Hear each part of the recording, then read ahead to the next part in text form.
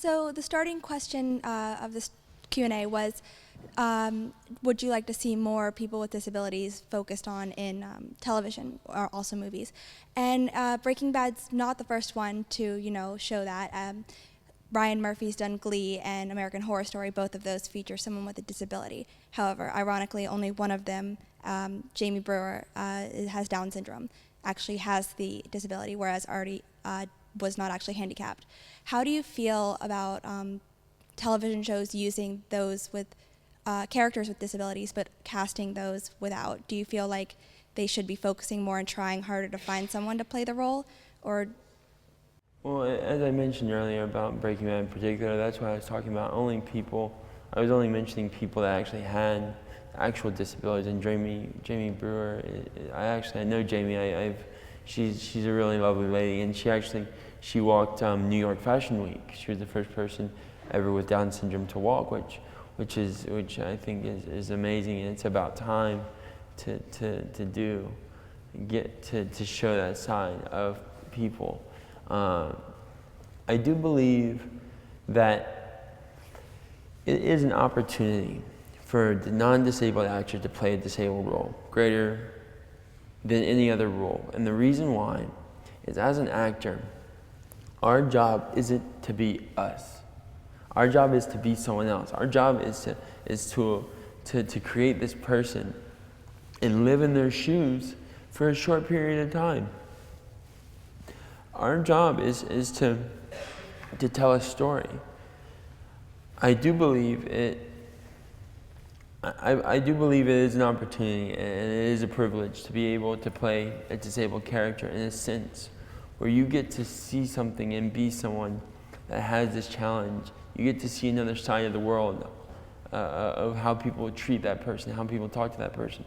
I think that is an amazing opportunity. But with that being said, I discovered and have discovered this kind of concept where people without a disability can audition for disabled roles. People with disabilities are not allowed to, they don't call them out for non-disabled roles.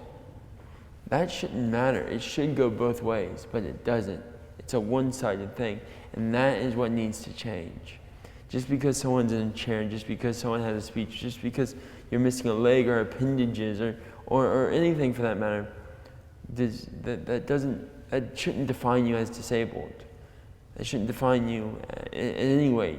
Your ability, your talent, that's what should define. And sadly enough, it doesn't. It doesn't define that. But I do believe that needs to change. I do believe that people should be able to audition for any role, but it goes both ways. It's like how many disabled characters won an Oscar?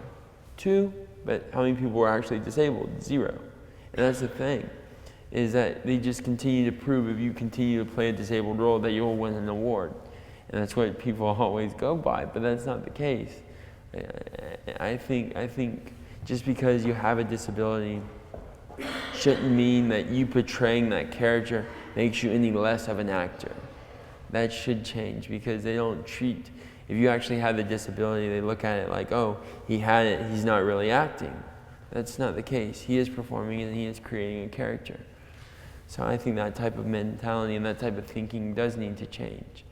I was talking not too long ago, I set up a panel at Sundance with Shriners Hospitals for Children in SAG-AFTRA. I had an amazing panelist, but one of the panelists, his name was Peter Fairley. He wrote Me, Myself, and Irene, Dumb and Dumber, and quite a few other movies that featured people with disabilities, but not featured disabilities, featured people.